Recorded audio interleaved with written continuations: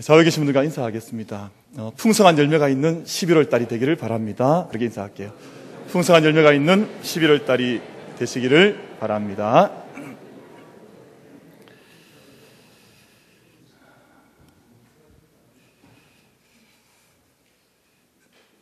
저희가 어제까지 이제 10월의 마지막 밤을 이용과 함께 보내시고 이제 저희가 11월 첫 주를 맞았습니다.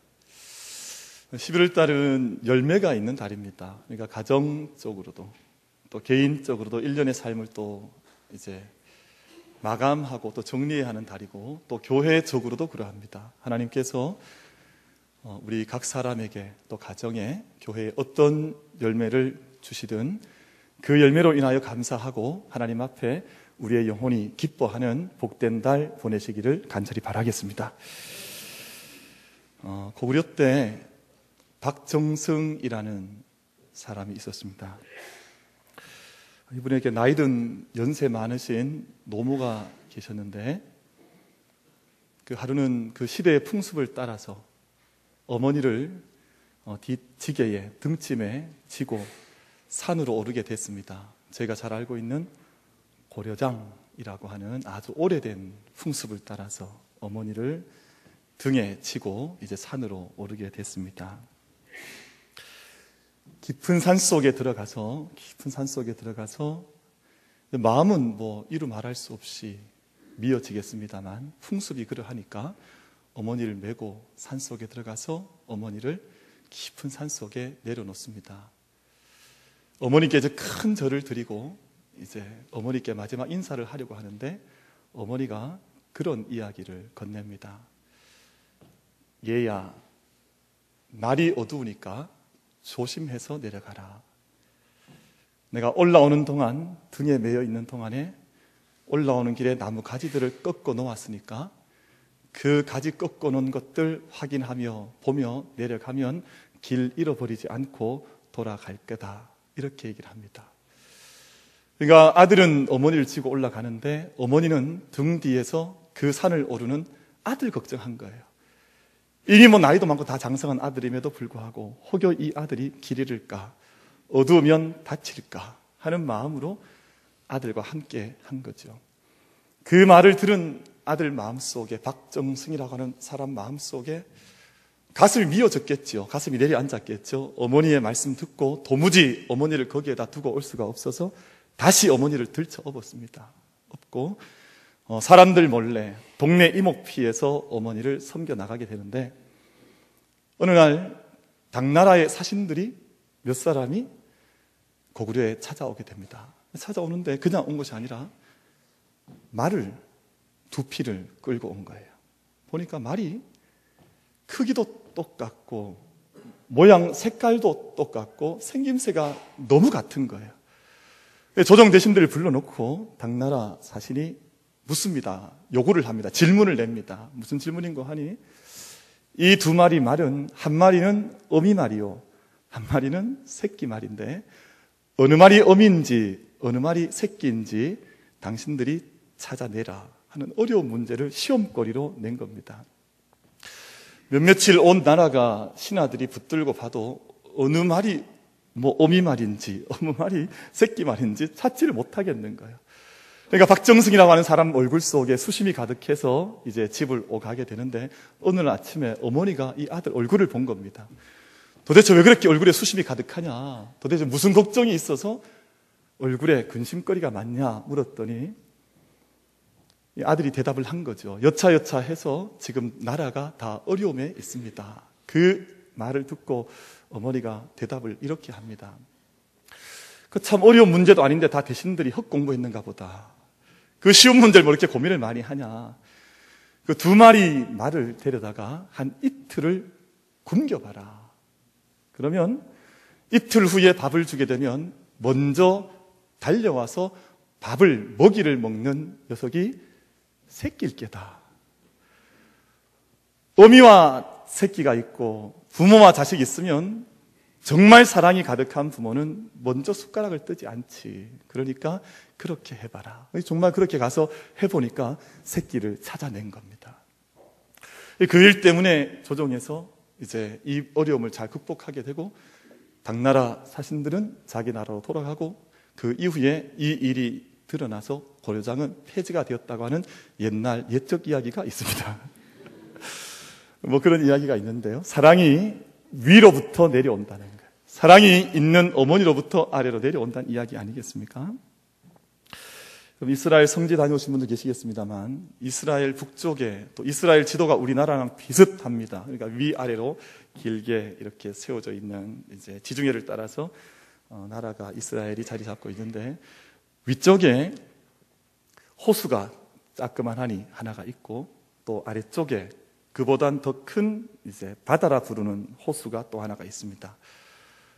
위를 저희가 잘 아는 대로 저희가 디베라라고 하는 말, 저희가 그 쓰는 말 있죠. 그 작은 호수이고 밑에는 사해라 그래서 데드시라고 부릅니다.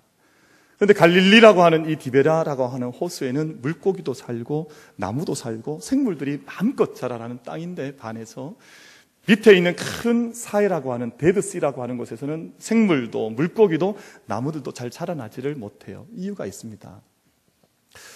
이스라엘 북쪽 지역에는 헐몬산이라고 하는 해발 2800m에 이르는 2815m라 그러는데요. 헐몬산이 있어요. 늘 산 꼭대기에는 만년설이 있습니다. 눈이 많이 와 있죠. 그런데 이 흘러내린 물들이 이 디베랴 바다, 갈릴리 바다로 들어오는 거예요. 그러면 그 디베랴 호수는 그 물을 가두고 있다가 자기 안에 머물고 있는 것이 아니라 요단강이라고 하는 강을 통해서 그 물들을 땅 아래로, 아래쪽으로 해서 계속해서 흘려보내는 겁니다. 반면에 밑에 있는 사해라고 하는 죽음 바다, 죽음의 바다라고 하는 것은 나가는 통로가 없어요.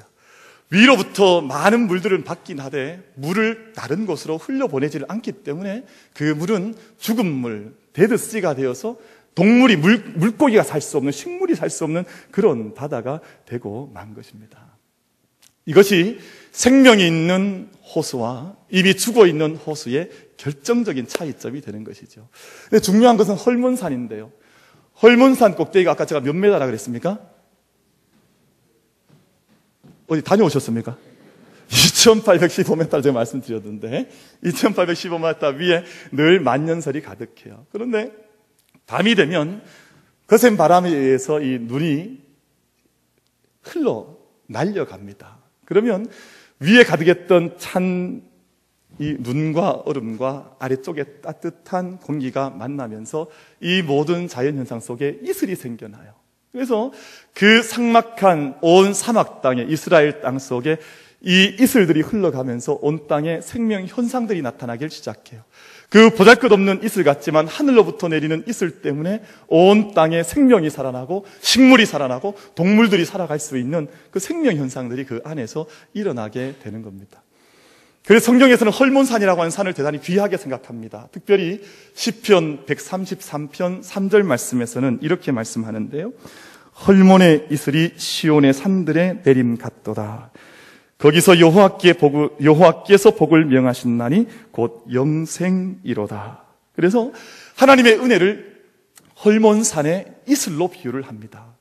밤새껏 하늘로부터 내려와서 온 땅을 살리는 그 척박한 사막 땅임에도 불구하고 하늘로부터 내리는 이슬 때문에 이 땅이 사는 것처럼 믿음 안에서 살아가는 사람들에게는 헐몬산의 이슬처럼 이 땅의 사람들에게 하나님의 은혜가 그렇게 임한다 말씀을 하고, 이 헐몬에서 흘러내려온 녹아내리는 물을 받았던 갈릴리 바다는, 갈릴리 호수는 귀한 생명이 자라날 수 있는 예수님께서 활동의 중심을 삼으셨던 그런 땅으로 성경에서는 기록이 되어져 있습니다. 그리고 그 받은 은혜들을 요단강을 통해서 땅 아래로 하류로 계속해서 흘려보내는 거죠. 그럼 신앙생활을 해보면 두 부류의 사람이 있습니다. 한 부류의 신앙인들은 은혜가 늘 그치지 않는다고 하는 신앙의 인식 속에서, 신앙의 의지적 인식 속에서 이 은혜가 얼마나 큰지를 늘 아는 분들이 있고, 많은 은혜를 받았는 것 같은데 옆에서 오면 늘 은혜를 못 받은 것처럼 우거지상을 하고 살아가는 분들도 있습니다. 이 두 부류가 확연하게 나눠져요. 여러분, 저는 하나님께 받은 은혜가 참 많다는 생각이 늘 들어져요. 제 부모님을 봐도 제게는 은혜가 많고요. 또 제 자녀들, 지금 자라고 있는 우리 자녀들을 봐도 은혜가 참 많이 느껴집니다. 그리고 또 우리 교회를 봐도, 우리 성도님들을 봐도 제가 참 하나님께서 특별한 복을 주셔서 이 은혜를 내게 주셨구나 하는 느낌이 정말 시시때때로 올 때가 있습니다. 정말 그냥 특별한 은혜가 아니라 정말 특별한 은혜를 주셔서 내가 참 은혜가 많다 하는 생각을 가질 때가 많이 있습니다. 건강도 은혜요. 내가 받은 은혜를 수를 해보면 이루 헤아릴 수 없이 많은데 이 모든 은혜를 하나님 앞에 어떻게 다 갚을 수 있을까? 여러분, 이 세상에 받은 여러 가지 삶에 우리가 헤아릴 수 있는 삶의 조건도 은혜이긴 합니다만 하나님께서 우리를 하나님 자녀 삼아주시고 또 영원한 생명 우리에게 부어주셔서 영생을, 오늘 우리 정 목사님 설교 예배 인도하시면서 영생이라고 하는 말을 첫 합서두에서 2번이나 언급하셔서 기도하셨습니다만 그 영생을 우리에게 주신 것이 얼마나 큰 은혜인지 우린 그 은혜를 다 갚을 길도 없고 다 헤아려 나갈 길도 없습니다. 여러분, 할 수만 있다면 우리의 온 힘을 다해서 그 은혜를 기억할 뿐만 아니라 은혜를 삶으로 살아낼 수 있는 우리 복된 만민의 모든 성도님들 되기를 간절히 바라겠습니다. 우리 옆에 분에게 한번 그렇게 축복합시다. 은혜 안에서 살아갑시다. 그렇게 인사 한번 할게요. 은혜 안에서 살아갑시다.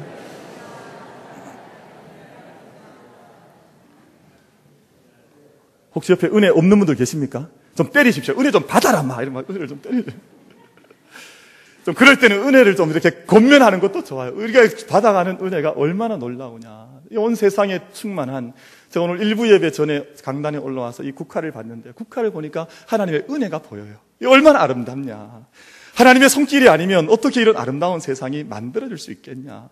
여러분, 만들어지지 않고 손에 닿지 않고 생성되는 세상에 물질이 어디에 있습니까? 모든 것들은 손길 안에서 형성이 되는데 꽃 이런 것들은 사람의 손길로 만들어지는 것들이 아니잖아요. 하나님의 손길 안에서 만들어지는 온 삼라만상의 충만한 하나님의 영광이, 그 은혜의 구원의 손길이 우리 마음속에 기억되어지고 또 보여지고 찬송되는 은혜가 우리 모두에게 있게 되기를 간절히 바라겠습니다.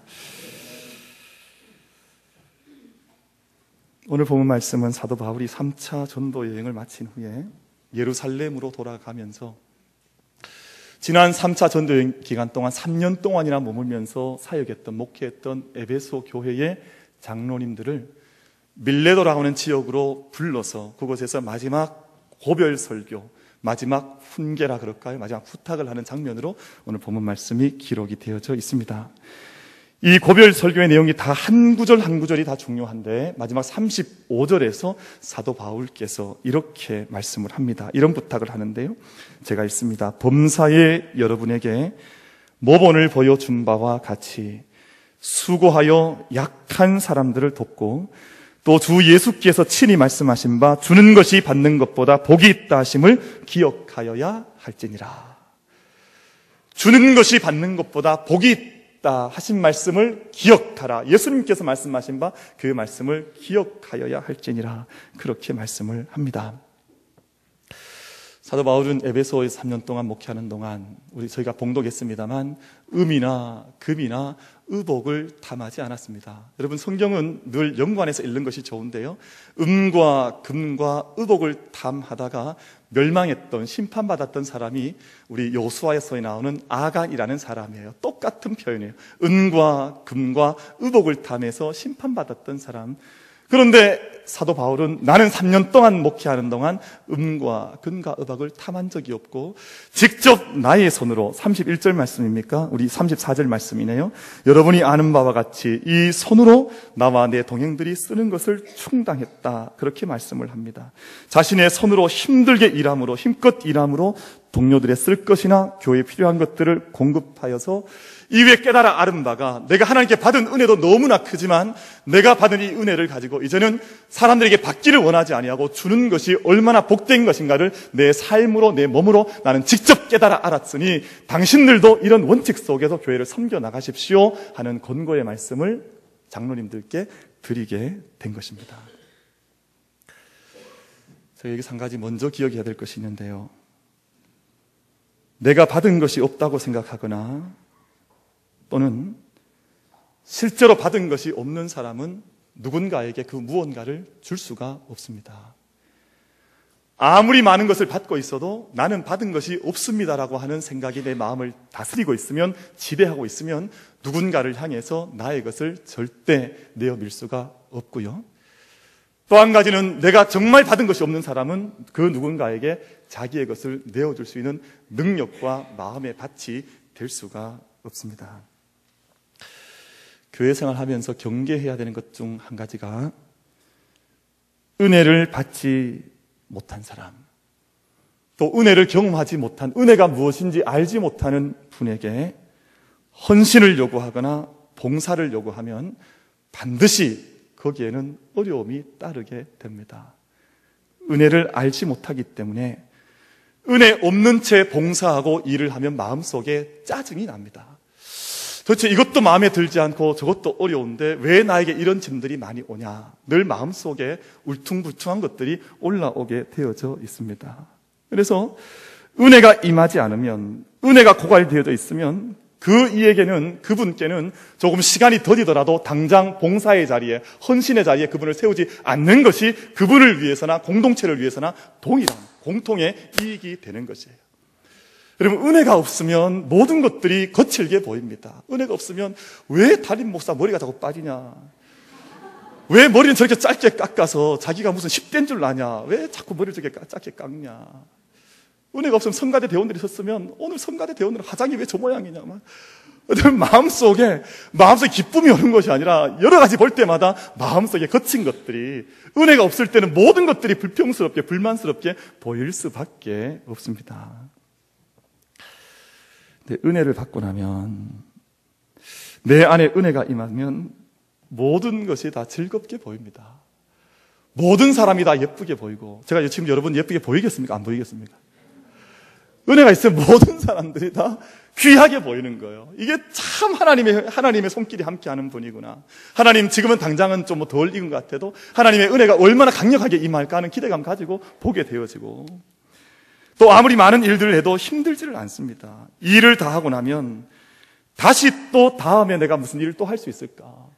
그 일 때문에 받았던 은혜가 있고, 그 일을 하면서 하나님 만났던 경험이 정말 있는 은혜의 사람들은 그 하나의 일을 마치고 나면 다음 일들에 대한 꿈들을 꺼나가면서 내가 하나님께 무엇을 쓰임받을 수 있을까, 어떻게 하나님의 은혜를 갚을 수 있을까 하는 영적인 마음들, 내 밖으로부터가 아니라 안으로부터 흘러나오는 은혜에 대한 갈망, 은혜에 대한 새로운 샘솟음이 내 안에서 일어나게 되어져 있습니다. 그래서 내 안에 은혜가 살아있는가 스스로 진단할 수 있습니다. 우리 자가진단이라는 말이 있잖아요. 내 안에 영적인 기쁨이 작은 일들을 하나 마치고 났을 때, 어떤 사람을 만날 때, 일들을 할 때 내 안에 기쁨이 흘러나오면 내 안에 은혜가 하나님 허락해 주시구나, 내가 은혜에 순종하고 있구나 라고 생각하시면 돼요. 그런데 어떤 일이 맞춰졌는데 내 마음속에 거친 마음이 일어나요. 마음속에 그렇게 큰 기쁨이 일어나지 않은 채 자꾸 이것도 힘들었던 것 같고 저것도 힘들었던 것 같고 자꾸 땅속으로 꺼져가고 싶고, 그럼 진짜 땅속으로 꺼져갑니다. 큰일 나요. 그럴 때는 내게 은혜가 필요한 시간이구나 결단을 하고 은혜의 자리로 나아가는 것이 바람직한 발걸음이에요. 제가 한 번씩 전화 신방할 때가 있거든요. 전화 신방할 때가 있으면 때로 전화가 길어지면 그렇지 않으면 좋겠는데 막 30분 이렇게 전화가 길어질 때가 있어요. 그런데 은혜가 있을 때는, 내 마음속에 은혜의 감동이 있을 때는 전화하는 것이 힘들까요? 힘들지 않을까요? 그때는 막 기쁨이 일어납니다. 이 전화가 30분 여러분 해보셨습니까? 요즘 핸드폰 들고 있으면 이게 뜨끈뜨끈합니다. 그러니까 핸드폰도 뜨겁고 제 얼굴도 뜨겁고 이게 막 난리가 나요. 그런데 그 은혜가 있을 때에는 전화로 오래 상담을 하고 목회를 하고 신방을 해도 그것이 아무런 문제가 되지 않고, 전화 끊고 나면 또 다른 곳에 신방하고자 하는 마음속에 또 일어납니다. 그런데 은혜가 없을 때는 잠깐 전화하고 나서도 아이고야 힘들다 하는 마음이 일어나는 거예요. 우리가 우리 마음속에 또 영혼 속에 믿음 안에 하나님께서 위로부터 돌아가시는 은혜의 강물, 또 은혜의 사건, 말씀에 추동하시는 하나님의 능력이 우리 안에서 역사하여서 성령께서 도우셔서 오늘 이 예배를 통해 은혜가 회복되어질 뿐만 아니라 은혜 앞에 기쁨으로 다가설 수 있는 모든 영혼들이 되기를 간절히 바라겠습니다. 사도 바울을 한번 보십시다. 에베소에서 3년을 죽을 힘을 다해서 섬겼습니다. 그러면 에베소 사람들 너무너무 온 힘을 다 쏟아내었으니까, 눈물로 섬겼고 온 힘을 다해서 섬겼으니까 이제 3차 선교 여행 후에 예루살렘으로 그냥 돌아가면 되는데, 그곳에서 밀레도에서 에베소 장로님들을 50km를 먼 곳에 있는 그분들을 청해 불렀습니다. 다시금 만나고자 하는 마음이 있었던 거예요.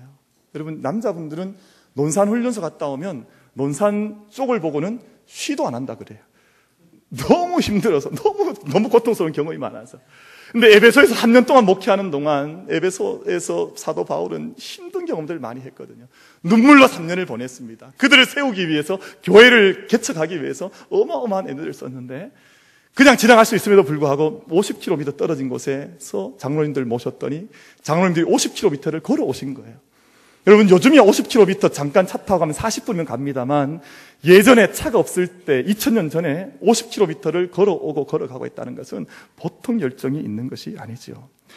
부른 사도 바울이나 함께 길을 걸어왔던 장로님들이나 그 마음속에 은혜의 샘물, 사랑의 능력 식지 않았기 때문에 그 먼 거리들 오가면서 기쁨의 소식들, 은혜의 사건들을 전해낼 수가 있었습니다. 사도 바울이 20장 24절에서 이렇게 말씀을 하는데요. 내가 달려갈 길과 주 예수께 받은 사명, 곧 하나님의 은혜의 복음을 증언하는 일을 마치려 하면은 나의 생명조차 조금도 귀한 것으로 여기지 아니하노라. 하나님의 은혜의 복음을 받은 것이 너무나 크고 중하기 때문에 이 일을 다 하기 위해서는 나의 생명조차도 아끼지 않겠다. 내가 받은 것들이 너무 많기 때문에 그것을 증언하는 이 일을 내가 힘껏 감당해 나가겠다. 사도 바울이 그렇게 고백을 합니다. 미국 워싱턴에 가면 세이비어 처치라고 하는 자그마한 교회가 있습니다. 이 교회가 크지 않은 교회인데 성도의 숫자는 약 150명 정도 자그마한 교회인데, 이 교회가 미국뿐만 아니라 온 세계에 엄청난 도전을 주는 귀한 교회로 정평이 나 있는 교회입니다. 세이비어 처치. 숫자는 150명밖에 되지 않지만 1947년에 설립된 이후로 지금까지 약 70여 년 동안 워싱턴 지역에 있는 마약 중독자, 노숙자, 그리고 가난한 이들 섬기는 사역을 70여 가지를 이 교회가 150명의 성도들이 모여서 감당을 해내고 있습니다. 제가 이 책과 자료들을 보는데 제가 제 눈을 좀 의심해서 제가 한 번 더 정확한 자료를 찾아보려고 하는데요. 연간 사역으로 들어가는 비용이 1,500만 불이라 그래요. 그래서 이 비용이 순수 교회에서 드려진 헌금인지 아니면 펀드레이징을 잘 아름답게 감당을 해서 드려진 비용인지 제가 조금 더 이후에 한번 확인을 해보려고 합니다만, 어마어마한 사역의 내용과 질을 가지고 그 지역을 섬기는, 그 땅을 섬기는 교회로 세이비어 처치가 인정을 받고 있습니다. 그런데 이 일함에 있어서 이 교회의 원칙이 있습니다. 마음속에 예수 그리스도를 만나는 경험이 없었던 사람, 예수 그리스도에 대한 은혜를 체험하지 못한 사람, 진정한 믿음으로 인한 변화가 경험되지 않은 사람은 이 사역에 절대 투입을 하지 않습니다. 150명의 사람들이 함께 말씀과 묵상과 기도를 통해서 예수님의 마음을 온전히 가진 다음에 인워드 전이라고 하는데, 내게 내려오는 은혜를 경험한 그 사람에게 아웃워드 전이라고 해서 밖으로의 사역을 맡기는 구조로 되어져 있습니다. 아무나 사역과 아무나에게나 짐을 맡기는 것이 아니라 하나님 앞에서 정말 변화된 사람, 정말 은혜를 경험한 사람, 하나님의 은혜를 갈망하는 그 사람에게 자기의 인생의 모든 가치관을 여기에 쏟아부을 수 있도록 인도를 해서 함께 150명의 교회가 놀라운 일을, 1,500명이 할 수 없는 일들을 이 작은 교회가 감당을 해내고 있는 것입니다. 사랑하는 성도 여러분, 그래서 우리에게는 변화가 먼저입니다. 목사가 되는 것, 혹은 중직자가 되는 것, 혹은 외적인 어떤 일을 만들어 나가는 것이 먼저가 아니라, 교회를 다니는 것이 먼저가 아니라 예수 그리스도 앞에 분명하게 무릎을 꿇고 내 안에 영적인 변화가 일어나는 것이 먼저인 줄로 믿습니다. 그래야 그리스도의 증인이 될 수가 있고, 그래야 하나님께 내게 주신 일들과 사역들과 삶들을 온전하게 감당해 나갈 수가 있지요. 그래서 인워드 전이, 아웃워드 전이라고 하는 내 안에 내려오는 내면으로부터의 여행과 내 받은 은혜들을 가지고 밖으로 걸어가는 밖으로의 여행이 함께 균형이 있어야 한다고 하는 것을 이 교회가 대단히 강조를 많이 합니다. 자, 지난 주간에 그 달서 초등학교에 일이 있어서 잠깐 갔다 올 일이 있었습니다. 그런데 갔다 오다가 턱 눈을 들어봤더니 웬 교회가 하나 보이더라고요. 그 교회가 어느 교회였겠을까요? 만민교회였습니다. 교회가 가까이서 보다가 조금 멀리 떨어져서 보니까 그렇게 예쁠 수가 없어요. 교회가 참 예쁘다. 그래서 제가 혼자 보는 것이 아까워서 사진을 찍었습니다. 사진을 찍었는데 사진이 괜찮게 나온 것 같아요. 그래서 제가 혼자 보는 게 아까워서 요즘 페이스북이라고 하는 것도 있잖아요. 모르십니까? 아무도 별로 반응을 별로 안 하시는 페이스북이라고 하는 것, 제가 사진을 조금 올렸더니 요즘 페이스북에 글을 올리고 나면 사람들이 이렇게 좋으면 좋아요라고 해서 엄지손가락을 이렇게 탁 올려줍니다. 그래서 제가 이렇게 봤더니, 제가 오늘 아침엔 보지 못했습니다만 제가 어저께 오후에 보니까 한 70여 개가 찍혀 있어요. 그러니까 우리 교회를 보면서 사람들이 아름답다, 단풍과 함께 너무 잘 어울린다 해서 이제 엄지손가락을 다 이렇게 올려준 겁니다.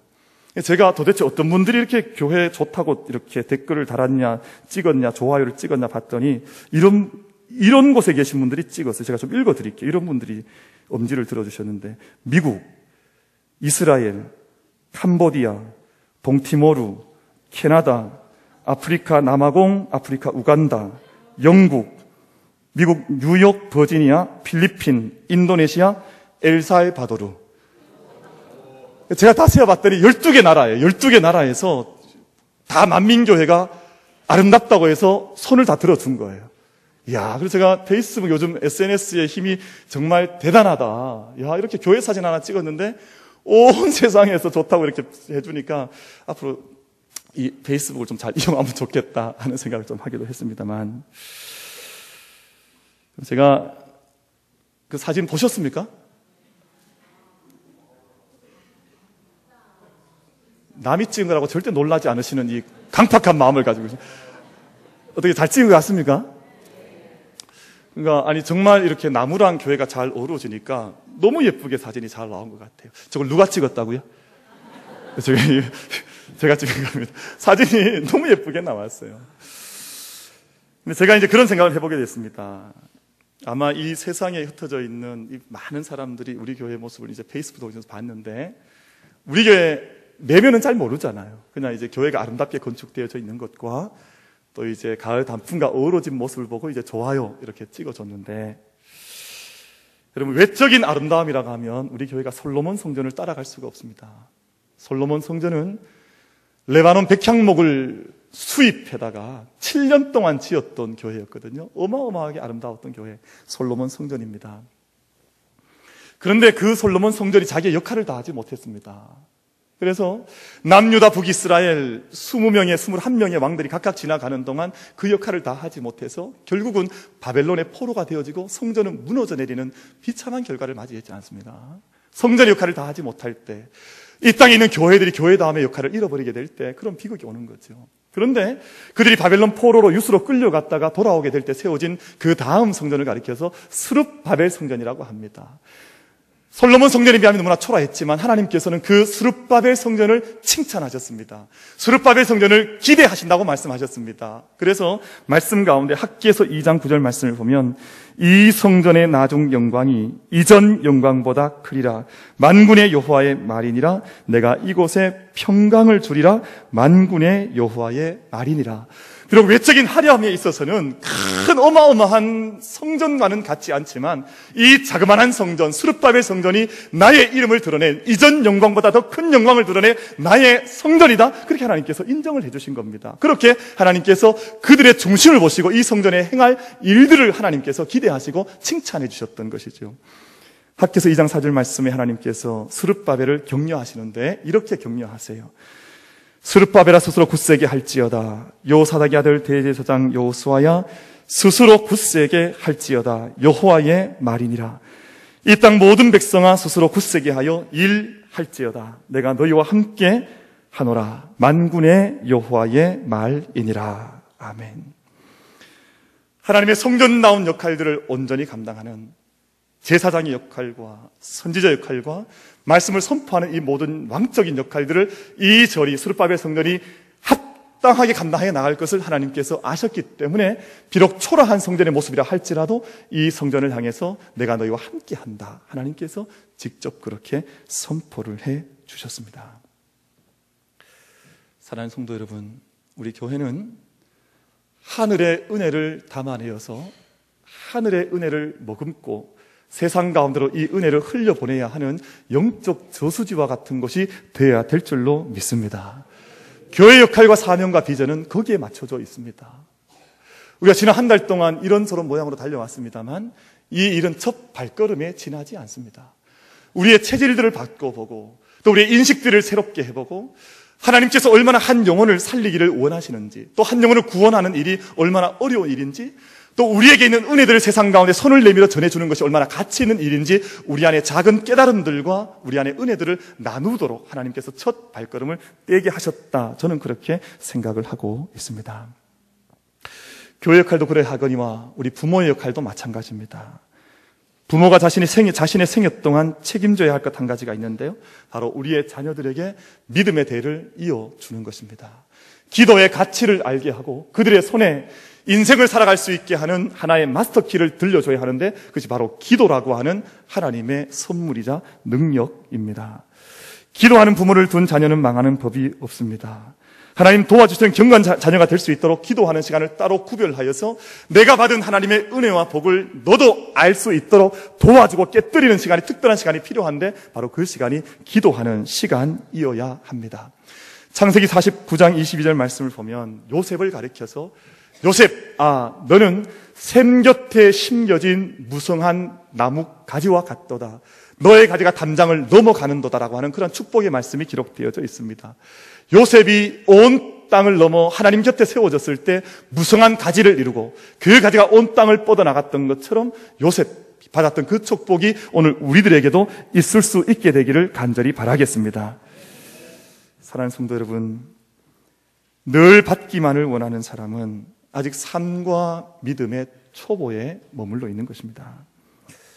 스위스의 인격의학자의 창시자인 폴 트루니에가 말하기를 선물을 주는 것은 사실상 다른 사람에게 주는 것이 아니라 자기 자신에게 주는 것이다. 우리 교회가 세상을 향하여 주기를 소망하는 교회, 또 우리 믿음의 자녀들을 향하여서는 기도의 열쇠를 지어주는 교회가 되어서 하나님의 은총이 이 전을 통해 온 성도님들 통해 흘러가는 역사 우리 함께 경험할 수 있게 되기를 간절히 바라겠습니다.